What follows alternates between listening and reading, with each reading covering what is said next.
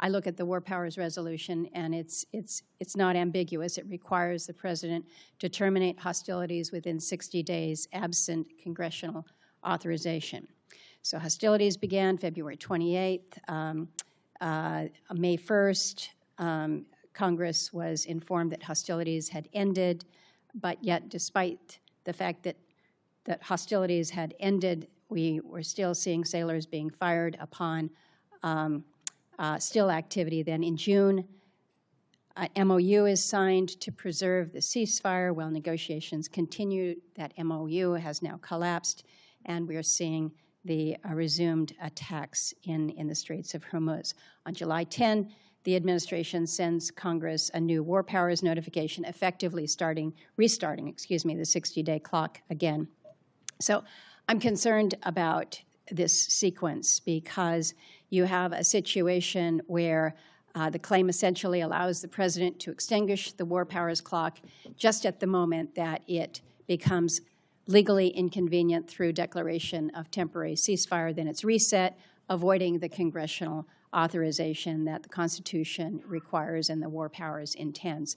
So we had an opportunity in previous appropriations hearing for me to ask if you felt the administration had all the authority that it needed. You indicated at that time that no, additional authority was not needed.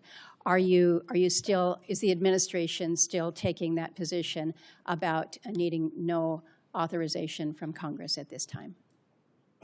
Senator, I know there's a long-standing legal debate on this particular topic, but we certainly as a department share the position of the White House that we have all the authorities necessary at this moment. So let me just kind of do a follow-on. In the Clinton administration, this is 1999, there was an operation that was launched, Operation Allied Force, NATO airstrikes against Yugoslavia. There was not a prior congressional authorization that was sought. President Clinton notified Congress under the War Powers Resolution and then subsequent to that, sent Congress an emergency supplemental funding request. It was about $6 billion to cover the cost of Kosovo operations.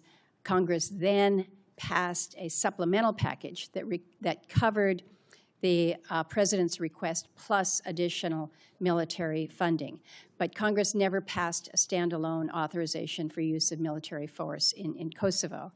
When the war powers clock was set to run out then in May of 1999, the Clinton Justice Department's Office of Legal Counsel issued an opinion holding that the supplemental appropriation itself, passed without any authorizing language, satisfied the War Powers Resolution requirement. So is the department looking to that or intending to rely on that same reasoning that funding alone can substitute for explicit congressional authorization?